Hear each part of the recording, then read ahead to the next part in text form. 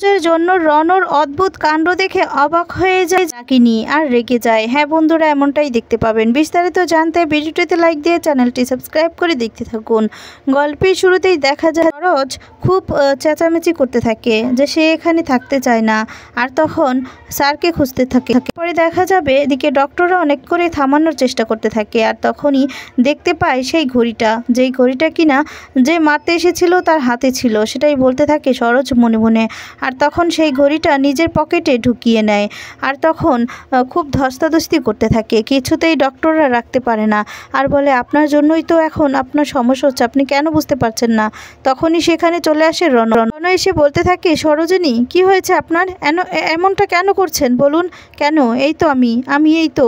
আর তখনই দেখা যায় সেন্সলেস হয়ে পড়ে যায়, আবার অজ্ঞান হয়ে যায় সরোজ। আর সরোজকে তখন বিছানায় এনে শোয়ায়, আর তখন বলতে থাকে যে উনি তো সুস্থ হয়ে যাচ্ছিল, তো এখন তো আবার স্ট্রোক করেছে, এই সমস্ত ওনার কারণেই। আর তখনই দেখা যাবে সেই কথাগুলো ভাবতে থাকে যখন ওকে ছুরি মেরেছিল আর যখন ইঞ্জেকশন মেরে মারতে এসেছিল কেউ, সেই কথাগুলো ভেবে ভেবে বলতে থাকে যে ওকে এখানে রাখা যাবে না। আর এদিকে বিনু যে বলেছিল যে রিপোর্টার দিদিমণির কিন্তু এখনও বিপদ কাটেনি, এখনও বিপদ আছে, তাই বলছি ওনাকে দেখে রাখবেন।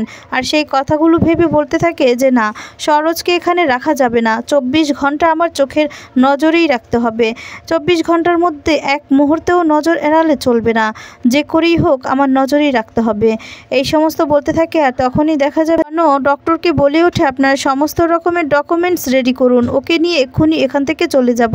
কথাটা শুনে অবাক হয়ে যায় সবাই। ডক্টর তখন রণকে বোঝানোর জন্য অনেক চেষ্টা করে যে এই অবস্থায় কিভাবে নিয়ে যাবেন, রুগীর তো কন্ডিশন ভালো নেই, দেখতেই তো পাচ্ছেন। তখন বলে আপনারা যাই বলুন না কেন, আমি যা বলেছি তাই হবে, রুগীর যা হবে সমস্তটা আমি দায়িত্ব নিচ্ছি, বলছি তো আমি ওকে এখানে 1 সেকেন্ডও রাখতে পারবো না, ওকে নিয়ে আমি চলে যাব, আর যদি কোনো প্রয়োজন হয় আপনাদের বলবো।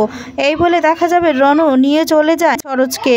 অন্যদিকে দেখা যাবে রাগিনী বলতে থাকে এতজন লোকের সামনে দাঁড়িয়ে ওই বস্তির ছেলেটাকে তুমি কি করলে এসব, তোমাকে তো আমার নিজের মেয়ে বলে পরিচয় দিতে লজ্জা করছে, ছি ছি ছি, তুমি এমন কাজটা করতে পারলে, তুমি এটা কি করলে। আর তখনই দেখা যাবে ডানা বলতে থাকে এত রিয়াক্ট কেন করছো তুমি, আমি তো তোমাকে কিছু বলিনি, আমি ইনফ্যাক্ট তোমার এগেনস্টে কিছু করিও নি, আমি সেটাই করেছি যেটা আমার মন চেয়েছে। আর আমি আমার লাইফে কি ডিসিশন নিব, কি করব না সেটা কি তুমি নিবে। আর তখন বলে অবভিয়াসলি আমি নিব, 1000 বার আমি নিব, বলে যেও না ডানা, আমি তোমাকে জন্ম দিয়েছি, অসভ্যতামি করলে সেটা আটকানোর দায়িত্ব কিন্তু আমার সোসাইটির একটা নাম আছে, তুমি আমার মেয়ে হয়ে সেই নাম খারাপ করতে পারো। এখন ডানা বলতে থাকে কিন্তু মম আমি তো কিছু করিনি, আমার তো এখন অনেক কিছু করার বাকি আছে। এটা শুনে চমকে যায় রাগিনীকে তখন বলতে থাকে হ্যাঁ অনেক কিছু করা আছে। কি যেন বললে মা, বললে যে আমাকে নাকি তোমার নিজের সন্তান বলতে লজ্জা হয়, এটা বলতে পারলে, বললে এটা তুমি, তাহলে তুমি লজ্জা পাও, তাতে আমার কিচ্ছু আসে যায় না, তাহলে আরো লজ্জা পাও। এই লজ্জা করতে করতে মান সম্মান সবকিছু যেন ভেঙে একদম চুরমার হয়ে, এটা আমার জন্য হবে, শুধুমাত্র আমার জন্য হবে, তবেই আমি শান্তি পাবো, এই বলে চিৎকার করতে থাকে। আর তখনই দেখা যাবে রাগিনী ডানার গায়ে হাত তুলতে যায়। ডানা তখন সাথে সাথে হাতটা ধরে নেয় আর বলে তুমি কি ভেবেছো তুমি যখন খুশি তখন আমাকে মারবে, আমি চুপ করে সহ্য করব। রাগিনী তো পুরোই চমকে যায় হাতটা ধরাতে। আর তারপর দেখা যাবে তুমি মারবে, আমি দাঁড়িয়ে দাঁড়িয়ে মার খাবো, সেই মেয়ে কিন্তু আমি নই মা, এই সমস্ত বলতে থাকে। ঠিক তখনই রাতুল চলে আসে। রাতুল এসে তখন বলতে থাকে যে রাগিনী, আর সেই মুহূর্তে বলতে থাকে যে কিছু কথা পার্সোনাল। আর তখনই বুঝতে পারে এদিকে। তারপর দেখা বলে বলো না মামু, কিছু বলবে, বলো, আমি তো মায়ের সন্তান, আগেই তো মা বললো, তো সন্তানের সামনে তো মানে পার্সোনাল বলতে কিছুই নেই, তাই না, বলাই যায়, বলো। আর তখন রাতুল কিছুই বলে না। এরপর রাগিনীকে নিয়ে বাইরে চলে যায়। আর তখন যে করতে পারেনি সেই সমস্ত কথাগুলোই বলতে থাকে, আর বলে যে হসপিটালে তো যা করার করতে হবে, বাড়িতে কিছু করা যাবে না, যদিও বাড়িতে নিয়ে চলে আসে। এরপর সেই মুহূর্তেই দেখা যাবে এদিকে বাড়িতে নিয়ে চলে আসে সরোজকে। আর এটা দেখার পর তো সবাই একদম চমকে যায়, চমকে গিয়ে তাকিয়ে থাকে। এরপর দেখা যাবে সরোজকে নিয়ে আসতে থাকে আর তখন বারবার করে ওকে যে মারার চেষ্টা করেছিল, সরোজ কিছু বলার চেষ্টা করেছিল, সেই সমস্ত কথাগুলোই ভাবতে থাকে আর কষ্ট পেতে থাকে আর বলে সরোজকে আমি চোখের আড়াল করব না, ওকে আমি রক্ষা করব, ওকে আমি 24টা ঘন্টা আমার চোখের সামনেই রাখবো। তখন ডানা এগিয়ে যায়, গিয়ে তখন বলতে থাকে কি হয়েছেটা কি, তুই ওকে নিয়ে আসলি যে? আর তখন বলে ওখানে সেভ নয়, ওখানে থাকলে ওর ক্ষতি হয়ে যেতে পারে। তখন বলে কি বলছিস কি, ডাক্তার তো বললো যে এখন চিন্তামুক্ত, ওর এখন আর কোনো সমস্যা হবে না। আর তাহলে কি হয়েছে বল না, কি হয়েছে বল না, কিছু তো বলে। তখন বলে হ্যাঁ রিকভার করেছে, হসপিটালে ওনার উপর আবার অ্যাটাক হয়েছিল। যা শুনে চমকে যায় সবাই। এরপর এদিকে দেখা যাবে রাগিনী একটু ভয় পেয়ে যায় আর তারপর যা যা ঘটনা হয়েছে সমস্তটা খুলে বলতে থাকে। বলে যে সরোজনীর উপরে আবার অ্যাটাক হয়েছিল, তাই আমি আর রিস্ক নিতে চাই না, আমি আর রিস্ক নিতে পারবো না। আর তখন রাগিনী এগিয়ে যায় যাতে করে রাগিনীকে সন্দেহটা না করে। আর তখন রাগিনী বলে আবার অ্যাটাক হয়েছিল, কি বলছো কি তুমি, আবার অ্যাটাক?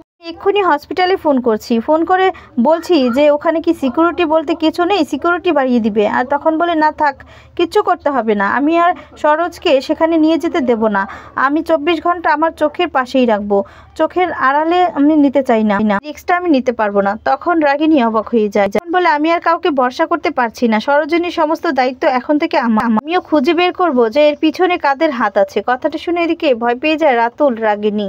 তখন বলে এত সহজে আমি ছেড়ে দেব না, আমি যে করেই হোক খুঁজে বের করব। এই বলে ভিতরে নিয়ে যেতে থাকে। ডানা তখন বলে দা ভাই শুন, সরোজের তাহলে ট্রিটমেন্টটা কি করে হবে?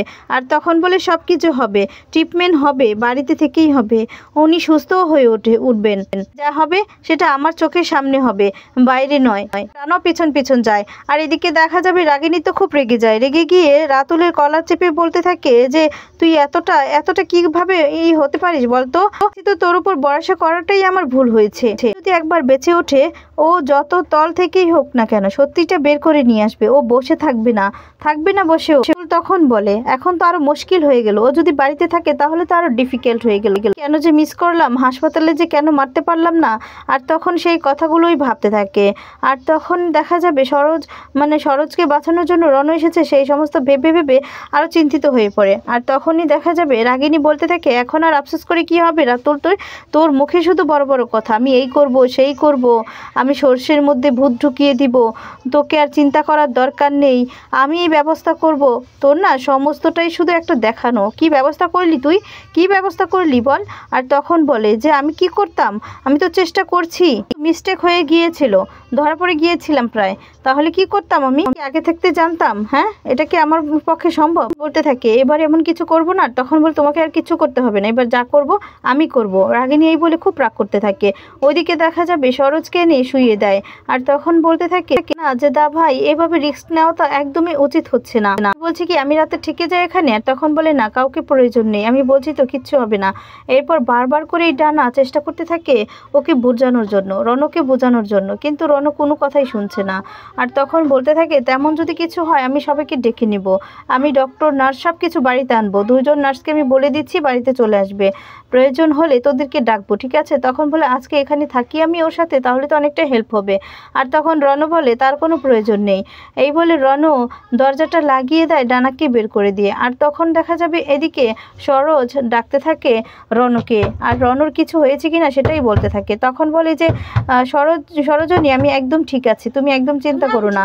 আর তারপর দেখা যাবে বলে আপনি চিন্তা করবেন না আমাকে নিয়ে, আমি একদম সুস্থ আছি। আর তারপরে দেখা যাবে রণ যেতে লাগলে রণর হাতটা ধরে সরোজনী। আর তখনই হঠাৎ করে দেখতে পায় যে গাটা খুব গরম। তখন বলে গাটা তো গরম গরম লাগছে, জ্বর মনে হচ্ছে। এই বলে মাথায় হাত দিয়ে চেক করলে দেখতে পায় যে অনেকটাই জ্বর। তখন বলে এখন আমি কি করব। আর অন্যদিকে দেখা যাবে ডানা ব্যালকনিতে দাঁড়িয়ে থাকে। আর তখন বলে দাবাইটা না কি যে জেদ করে না, বললাম যে আমি থেকে যাই, একা একা কি করবে, যদি কিছু হয়ে যায়, যদি কোনো রকম খারাপ কিছু হয়। আর তখন এই সমস্ত ভেবে থাকলে আর তখনই হঠাৎ করে দেখতে পায় কাউকে, যেন কেউ ভারী ঝাপসা ছায়া দেখতে পায়। তখন বলে আমি কি ভুল কিছু দেখেছি, এমন তো নয় যে আবার সরোজকে মারতে কেউ এসেছে। না না, তাহলে তো খুব খারাপ, গিয়ে তো দেখতে হয়। এই বলে ডানা যেতে থাকে। আর এদিকে দেখা যাবে রণ ডক্টরের কাছে ফোন করে সমস্তটা জানায় যে এখন কি করবে। আর তখন বলে আপনাকে আমি আগেই বলেছিলাম যে এখানে থাকুক, কিন্তু আপনি তো শুনলেন না। এরকমটা হয়, কিন্তু টেনশন নেবেন না, ঠিক হয়ে যাবে। আর তখন বলে আপনি একটা কাজ করুন, যা হবার তা তো হয়ে গেছে, সেই কথা ভেবে তো আর লাভ নেই। আপনি না দুজন নার্সকে পাঠিয়ে দিন, তাদেরকে নয়তো সাথে করে নিয়ে আপনি চলে আসুন। আর তখন রণ তাড়াতাড়ি করে আসতে বলে। এই বলে ডক্টরের সাথে কথা বলে ফোনটা রেখে দেয়। ওর আবারও দেখতে থাকে যে জ্বরটা কতটুকু। আর তখন বলে জ্বর তো বেড়েই চলেছে, এবার আমি কি করব, এই বলে টেনশনে পড়ে যায়।